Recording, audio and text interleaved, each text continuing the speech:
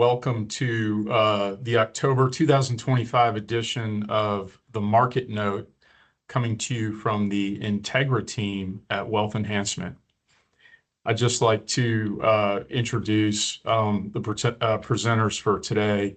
I'll be your sort of master of ceremonies as we go through this and covering the first couple of topics, followed by Alex Galt out of our Bradenton office, Andrew Gibson out of the Bradenton office, and Tom Breiter out of the Bradenton office. And we also have on the call with us John Michael Hinkson, another senior advisor in the Naples office with me. He won't be a presenter today, but that's why he's not on the slide here, but we wanted to introduce him there as you'll see his face here on the video. So with that, we will proceed.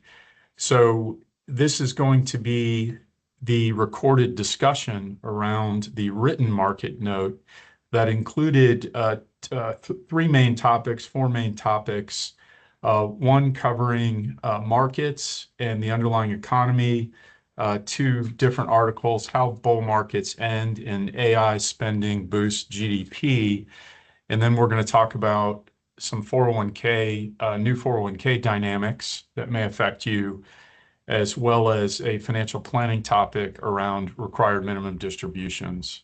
So that's going to be our basic agenda for today. So let me set the stage here in terms of some comments on how bull markets end. In the newsletter, we were really focusing on this idea that bull markets don't end simply because prices get too high, prices of stocks get too high. A topping process in a bull market is typically a prolonged process that occurs over time with lots of starts and fits and so on and so forth. And we may be in sort of a topping process, if not the entire stock market, at least a lot of companies that have some sort of relation to artificial intelligence and have been very popular stocks. So part of this process of topping is likely occurring. And then bear markets are actually more events than processes. So this is really important to keep in mind, as well as the fact that it could be that only certain areas of the market that are very related to artificial intelligence and the spending that's been going on that Alex is going to talk about in a few minutes, that could be really the sort of bubbly part of the market, with many other stocks either fairly or maybe undervalued still at this point. And interestingly, rather than hear from me on this, I found a really interesting video on this from Liz Ann Saunders at Charles Schwab. She's their chief market strategist. And so I'd like to play that for everybody. She's going to talk a little bit about breadth in the market and how she sees it. I think she does a really good job of it, so bear with us here. Hi, everyone. I am Liz Ann Saunders, and this is the October Market Snapshot. On today's video, I want to tackle the subject of market leadership, concentration, and the impact of the mega cap stocks. So let's get started. Now, at the index level, both the S&P 500 and NASDAQ have pushed to repeated record closes recently, aided again by the artificial intelligence-linked strength, AI strength. Yet beneath the surface, there's remained a tale of two markets. Now, notwithstanding the weak period from mid-February to early April this year, as you can see, index level maximum drawdowns have been relatively shallow, specifically since the April 8th closing high. More extreme and perhaps more instructive, it's what's happened at the average member level. So looking at the entirety of this year so far, while the S&P 500 managed to escape bear market territory by only about 1%, both the NASDAQ and the Russell 2000 did not. However, even for the S&P 500, the average member maximum drawdown did veer into bear market territory, with more extreme bear markets registered by the average member. Key is that these bear market declines happen via a process of rotation within each index, not at the broad index level. Now, even since the end of the correction on April 8th, there is a stark contrast between index level maximum drawdowns, which have been limited to the mid-single digits, and average member maximum drawdowns, which are significantly worse. Again, this is due to sharp rotations under the surface of these cap-weighted indexes. Another way to understand how concentrated the market has become is to look at the percentage of index members that are trading at new 52-week highs. In the case of the S&P 500, it's currently less than 10%, while it's an even more anemic level for the NASDAQ at just over 5%. In contrast, those readings were much higher, albeit volatile, during last year's strong market, especially for the S&P 500. Let's take a look at another way to look at the top-heavy nature of today's market environment. With both at record highs by a mile, the 10 largest stocks now represent more than 40% of the S&P 500 by market cap, while the 5 largest stocks represent more than 25%. Now, these high readings, as you can see, are significantly higher than the prior peaks in 2000 and 2022. Let's hone in now more specifically on the Magnificent Seven group of stocks, known as the Mag 7 for short. Now, before I get to the details, the moral of this part of the story is that the problem of needing to be heavily concentrated in a small subset of stocks is more of an institutional problem. It's not really an individual investor problem. Institutions like fund managers are often benchmarked on a quarterly basis to a cap-weighted index like the S&P 500, and they are indeed at the mercy of the weightings of these stocks, these large stocks. The Mag 7 is an example. And it hinders outperformance unless those stocks are weighted similarly within portfolios. But individual investors are not at that mercy and should understand that although the Mag 7 are significant contributors to cap-weighted index performance, that's largely a function of the multiplier of their cap size, not their price performance. Case in point is shown here. Starting with year-to-date performance, you'll see that only 4 of the 7 Mag 7 stocks are outperforming the S&P 500, again, on a year-to-date basis. And those 4 are all in the top 10 in terms of contribution ranks, but they are not the top price performers in the index, with the best among the 7, NVIDIA, not even in the top 40 from a price performance perspective within the S&P 500. And again, that top performer within the Mag 7, NVIDIA, isn't even in the top 500 from a price performance perspective within the NASDAQ. In other words, there is performance to be had in the stock market outside of those ever popular group of stocks. Now, another risk of concentrating in a cohort like the Mag 7 is the fact that their market cap as a percentage of the overall S&P 500's market cap has reached a record high of more than 34%, as you can see in the top field here. On the other hand, their earnings weight within the S&P 500, although also at a record high, is a lesser 27% of the S&P 500's earnings. Now, the spread between the two is shown in the bottom field of this triple chart here. Now, that spread is not yet to the extreme hit in mid-2023, but it is notably rising alongside the market's rally since early April. Another thing to be mindful of, especially as we head into earnings season. So let's wrap things up. Index level gains only tell part of the market story this year, while a look under the surface yields a backdrop that has been more complex and rotational. The mega cap stocks have generally done well, with a more anemic share of cap-weighted indexes trading at new highs. But again, individual investors should heed the advice of not falling into the trap of being overly concentrated in a small subset of popular stocks, which has resulted in record top heaviness, especially since groups like the Mag 7 are top contributors to performance, but not the best price performers. Finally, as we head into the third quarter earnings season, the pressure is on groups like the Mag 7 to continue to post outsized earnings growth, especially given the elevated cap weighting ratio relative to earnings weighting ratio. So keep that all in the back of your mind as we go through third quarter earnings reporting season. And thanks as always for tuning in. I'll be back next month with another Market Snapshot installment. All right, so appreciate your patience going through that video. We don't normally do something like that with a third party, but I thought Lizanne just did such a fantastic job explaining the underlying market dynamics. So big takeaway there is, so when we're managing portfolios for clients, we are never going to hold highly concentrated positions in single stock names. As a matter of fact, our core equity portfolio in many accounts is a strategy called Elite Dividend, which is an equal weighting of 25 stocks that are selected as future growth opportunities based on their dividend paying characteristics and other fundamental factors. And so while that piece of an equity portfolio may have dragged behind in terms of performance lately against the market cap weight S&P 500 because of the concentration that Lizanne pointed out, as the market broadens out and other companies and other stocks participate in this broadening out, which could be part of the topping process I mentioned earlier. These portfolios should play some catch up and actually have been playing some catch up. So patience plays in the marketplace.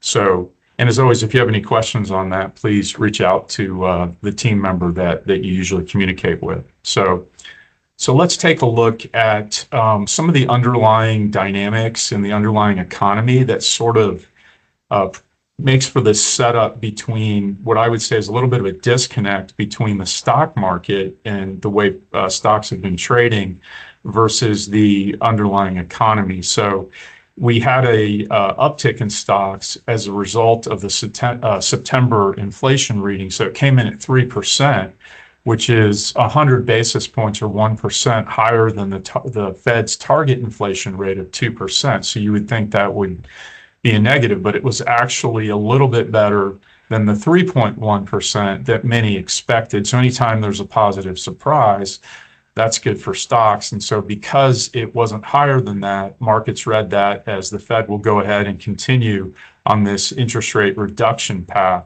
which of course is good for stock prices. And so that was the dynamic that was playing out there. At the same time, in the camp that would sort of lead us to believe that this bull market topping process is actually occurring, this is a chart of United States Treasury yields. So how this works is that a Treasury bond, a Treasury security pays a stated interest rate.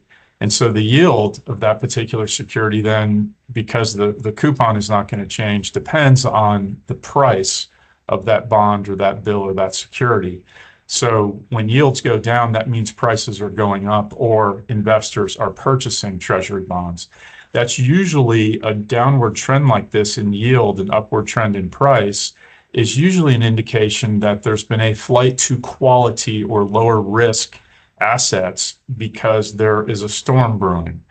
And so this is one potential, negative marker that we see that could be supportive of the fact that we're beginning this topping process in the bull market. So the other forward-looking indication, and this is another strange dynamic in the marketplace, is the LEI, which stands for leading economic indicators. And we only have data as of August at this point. And you can see that the leading indicators have been in decline for some time. The black line is something called the coincident economic indicator, which is actual real-time data as it's happening. So the data, as it's been reported in real time, has actually been positive. Meanwhile, the future forecast data has been turning more and more negative. And as a matter of fact, fewer than a third of the LEI's components have improved in recent months, which signals, are we faced with some economic challenges ahead? So again, sort of telling that story of this disconnect between what stock prices have been doing and what the underlying economy may be indicating for the future. So that remains to be seen. I mean, heck, we had negative gross domestic product growth in the first quarter and then positive 3.8% revised in the second quarter. And now we're waiting for third quarter, which is due out October 30th. However, there's probably going to be a delay in that reporting due to the government shutdown. So a lot of uncertainty out there, a lot of variables. Okay. I'm going to kind of tee this up for Alex's part of this, which is related to the section that we wrote on AI spending boost GDP. And what Alex is going to sort of talk about is this dynamic where we had written about in the newsletter, where this AI capital spending by companies has been incredible. Everybody is afraid of falling behind. What's not known is, are all these capital expenditures going to pay off in terms of operating results of these companies that are spending the money or not? We certainly feel like there's going to be winners and losers in this process. And so Alex is going to go into a little bit more detail on that for us. So with that, Alex, please do.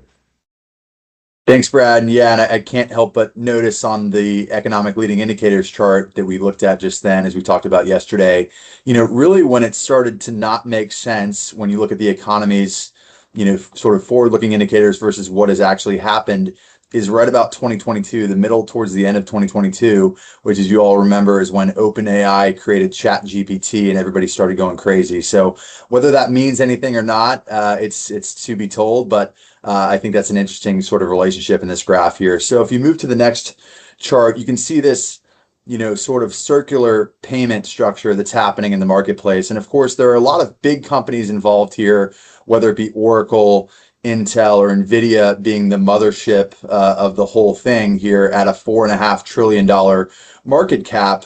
But when we think about this, I think of NVIDIA as really the backbone, right? The picks and shovels, as they like to say, of the AI boom, and its chips power nearly every AI application that we talk about. So if we think about OpenAI, that's really the brain. I know for me, that's been probably 50% of my brain power the last couple of years. No, all jokes aside, ChatGPT is definitely changing how we, operate as humans.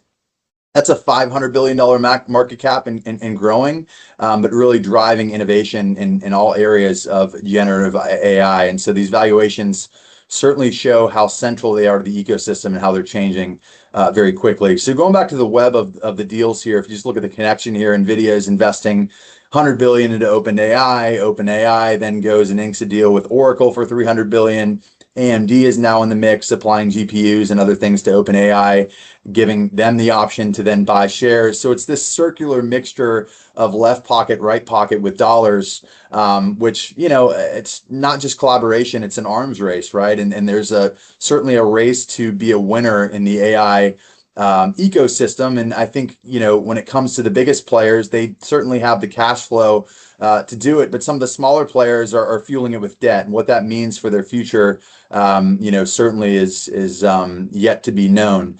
And so why does this matter? To Brad's point, a lot of economists are estimating AI spending has already added up to 2% of GDP growth, which is huge, right? But will that play out? Will they deliver returns, or will it be a bubble? We don't know yet. We certainly know there will be winners and losers, and timing will certainly matter. So it means opportunity, but it also means volatility. And so that's why we recommend, really being thoughtful about how you allocate to this area. We certainly have innovative ideas in not only the public markets, but also the private markets with the best and brightest in the business. And then if you look at this last chart here, just CapEx share of operating cash flow for hyperscalers, 60% of their cash flow is going towards this. A lot of that's actually towards data centers. And if you look at the revenue that's being generated, Microsoft alone has an annual recurring revenue from its Azure and it's Azure and its Teams platform and things like that with Microsoft Copilot, right around $13 billion and growing. So pretty impressive, but there will certainly be some malinvestment, which is where we recommend proceeding with caution and working with your advisor on how you allocate there. So I'll stop there. I could go all day, talk about AI, but I will pass the baton back to Brad for the next section. Tom is going to be so kind as to discuss some of the new rules in the 401k world with us. Tom, appreciate it. Yeah, thanks, Brad, and greetings to all of our viewers on this video. In 2026, there's going to be some changes to 401k plans for those who are what we would call higher earners, greater than $145,000 in annual income, and those who are 50 and older. So some of our clients are still working and participating in 401k, so this is important. And the change here is that starting in 2026, if you make more than $145,000 and are 50 years or older, if you choose to make what we call catch-up provision contributions, meaning you're allowed to contribute more than the normal limit of 401ks when you're over the age of 50. If you choose to do that and you meet those other criteria, again, higher income earner and over the age of 50, you have to direct your catch-up contribution to the Roth section of the 401k. It can't go into the traditional section. And the limits vary by age. So those age 50 to 59 are allowed to make a $7,500 catch-up provision on top of the normal limit, which takes you to a max of $31,000. If you're 60 to 63, there's an additional catch-up provision of $3,750, meaning that you can now contribute a total of $34,750 to your 401k. But again, that catch-up provision needs to be directed to the Roth. And then when you turn 64, your catch-up provision goes back down to $7,500 a year instead of about $11,000. So just keep in mind that starting this year, they look back at your income. Your 2025 income will be used to determine where you fall in these rules. But you must have a Roth contribution if you want to make catch-up contributions. Now, if your 401k doesn't offer a Roth, you just can't make a catch-up contribution at all. It's also important to keep in mind, and I think I've made it clear, but those lower earners below $145,000 can choose where to direct their catch-up contribution, either the Roth or the traditional. Yeah, Brad, I think that's pretty much covers it. I know this is detailed, so we can certainly talk to individual clients if needed. Absolutely. Thank you, Tom. Appreciate that. That's information hot off the presses as things often change so rapidly. Andrew is up next, and he's going to lead us through a topic under the heading of financial planning. He's going to talk a little bit about some dynamics regarding required minimum distributions as we move into that fourth quarter of this year, where some folks may need to satisfy these before year end. So, Andrew, thank you.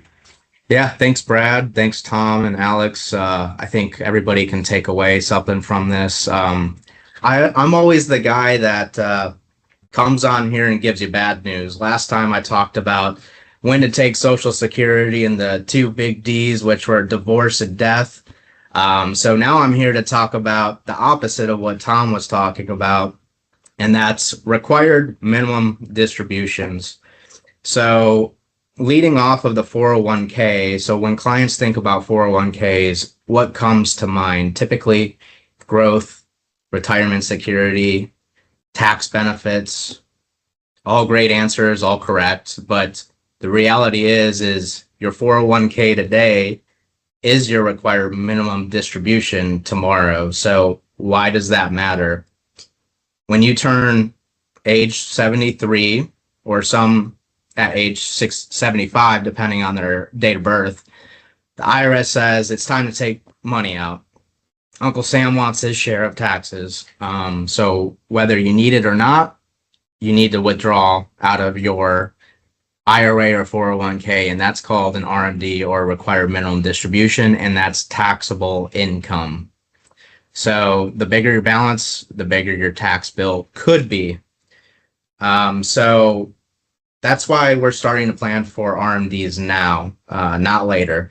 For our current clients, we're looking at strategies like Roth contributions. Tom just talked about this. There is some new laws coming out, but if your 401k offers a Roth component to it, then maybe that's an option where we can limit the amount of required minimum distributions needed in the future. Obviously, we want to look at taxes, your income, all of that before we make a decision. For clients with IRAs, maybe it's a good time to start looking at Roth conversions, which could reduce future taxable income.